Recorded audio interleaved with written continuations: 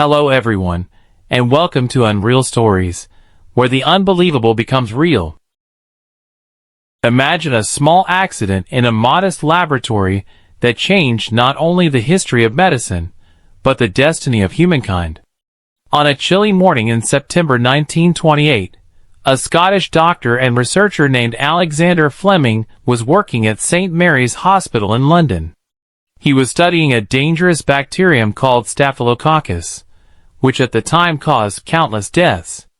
Antibiotics did not yet exist, and even a minor scratch, a throat infection, or a complication after childbirth could become a deadly threat. After returning from a short vacation, Fleming began inspecting his Petri dishes. Then, something unusual caught his eye. One dish had been contaminated by a patch of green mold.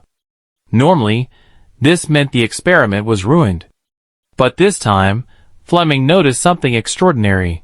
The bacteria around the mold were gone, as if something invisible had destroyed them. He could have dismissed it, but his scientific curiosity led him to ask, could this mold be releasing a substance that stops bacteria from growing? Through careful experiments, he discovered that the mold belonged to a species called Penicillin notatum, and that it produced a substance, which he named penicillin, capable of killing many harmful bacteria while leaving human cells unharmed. Fleming published his findings in 1929. Yet, the scientific community failed to grasp the significance. The challenge was enormous.